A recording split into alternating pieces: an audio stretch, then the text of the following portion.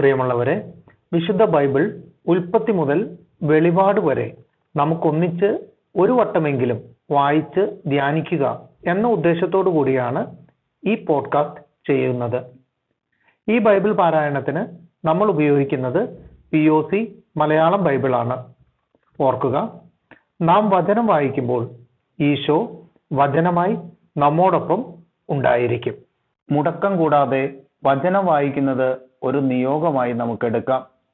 അതിനായി പരിശുദ്ധാത്മാവേ, ഞങ്ങളെ ശക്തിപ്പെടുത്തണമേ എന്ന് പ്രാർത്ഥിക്കാം. അതോടൊപ്പം വചനത്തിലെ വാഗ്ദാനങ്ങൾ ഞങ്ങളിലും ഞങ്ങളുടെ കുടുംബങ്ങളിലും നിറവേറണമേ എന്ന് പ്രാർത്ഥിച്ചുകൊണ്ട് നമുക്ക് ആരംഭിക്കാം. ഇന്ന് നമ്മൾ വായിച്ച് ധ്യാനിക്കുക രാജാക്കന്മാരുടെ 1-ാം പുസ്തകത്തിലെ 10-ാം അധ്യായമാണ്. ഷേബ രാജ്ഞിയുടെ സന്ദർശനം. സോളമന്റെ കീർത്തിയെ പറ്റി കേട്ട ഷേബ രാജ്ഞി അവനെ പരീക്ഷിക്കാൻ കുറെ കടങ്കഥകളുമായി വന്നു. ഒട്ടകപ്പുറത്ത് സുഗന്ധദ്രവ്യങ്ങളും ധാരാളം സ്വർണവും വിലയേറിയ രത്നങ്ങളും ആയി വലിയൊരു പരിവാരത്തോടു കൂടെയാണ് അവൾ ജെറുസലേമിലെത്തിയത്. സോളമനെ സമീപിച്ച് ഉദ്ദേശിച്ചതെല്ലാം അവൾ പറഞ്ഞു. അവളുടെ എല്ലാ ചോദ്യങ്ങൾക്കും സോളമൻ മറുപടി നൽകി. വിശദീകരിക്കാൻ വയ്യാത്ത വിധം ഒന്നും അവന് അജ്ഞാതമായിരുന്നില്ല.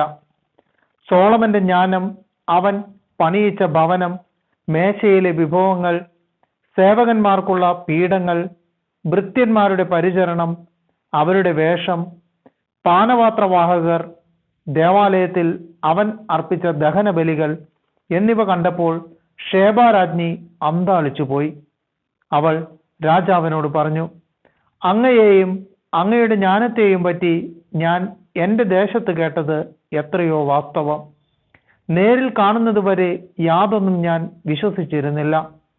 യാഥാർത്ഥ്യത്തിൻ്റെ പകുതി പോലും ഞാൻ അറിഞ്ഞിരുന്നില്ല. അങ്ങയുടെ ജ്ഞാനവും സമ്പത്തും ഞാൻ കേട്ടതിനേക്കാൾ എത്രയോ വിപുലമാണ്. അങ്ങയുടെ ഭാര്യമാർ എത്രയോ ഭാഗ്യവതികൾ. അങ്ങയുടെ സന്നിധിയിൽ സദാ കഴിച്ചുകൂട്ടുകയും ജ്ഞാനം ശ്രവിക്കുകയും ചെയ്യുന്ന അങ്ങയുടെ ദാസന്മാർ എത്ര ഭാഗ്യവാന്മാർ.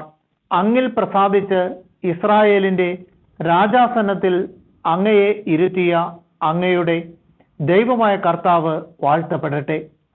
കർത്താവ് ഇസ്രായേലിനെ അനന്തമായി സ്നേഹിച്ചതിനാൽ നീതിയും ന്യായവും നടത്താൻ അങ്ങയെ രാജാവാക്കി.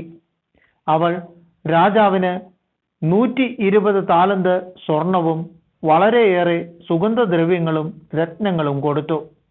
ഷേബ രാജ്ഞി സമ്മാനിച്ചിടത്തോളം സുഗന്ധദ്രവ്യങ്ങൾ പിന്നീടാരും സോളമന് കൊടുത്തിട്ടില്ല.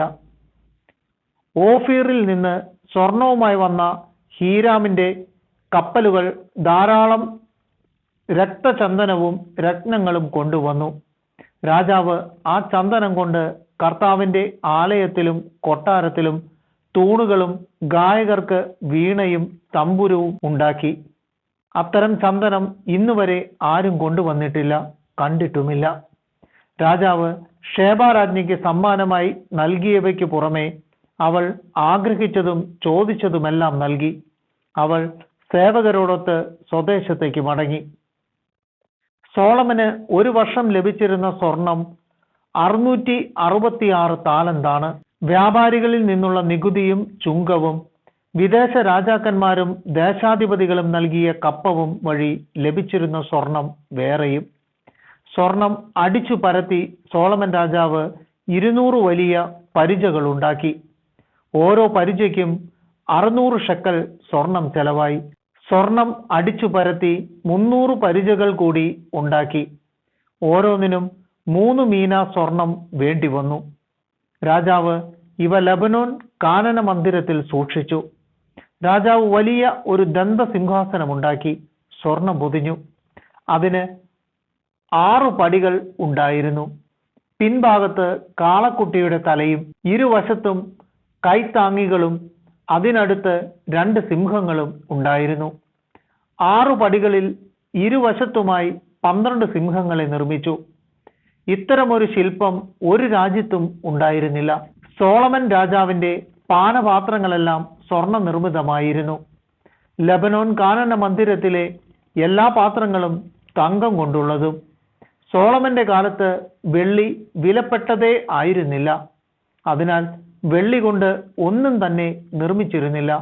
കടലിൽ ഹീരാമിന്റെ കപ്പലുകളോടൊപ്പം രാജാവിന് താർഷീഷിലെ കപ്പലുകളും ഉണ്ടായിരുന്നു.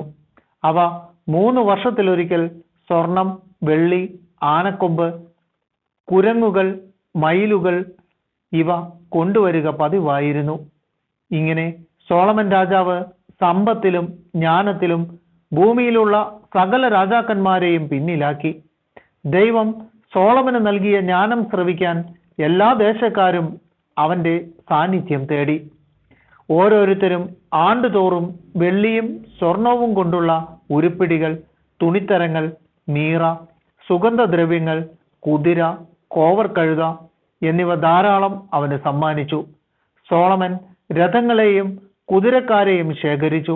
തന്റെ 1400 രഥങ്ങൾക്കും 12,000 കുതിരക്കാർക്കും നഗരങ്ങളിലും രാജാവിന് സമീപം ജെറുസലേമിലും താവളം നൽകി. ജെറുസലേമിൽ കല്ലുപോലെ വെള്ളി അവൻ സുലഭമാക്കി. ദേവദാരു ഷെഫേലായിലെ അത്തിമരം പോലെ സമൃദ്ധവുമാക്കി. ഈജിപ്തിൽ നിന്നും കുവയിൽ നിന്നും സോളമൻ കുതിരകളെ ഇറക്കുമതി ചെയ്തു. രാജാവിന്റെ വ്യാപാരികൾ അവയെ കുവയിൽ നിന്ന് വിലയ്ക്ക് വാങ്ങി. ഈജിപ്തിൽ രഥം ഒന്നിന് 600, കുതിര ഒന്നിന് 150 ഷെക്കൽ വെള്ളി ആയിരുന്നു വില. ഹിത്യരുടെയും സിറിയാക്കാരുടെയും രാജാക്കന്മാർക്ക് രാജവ്യാപാരികൾ വഴി അവ കയറ്റുമതി ചെയ്തു.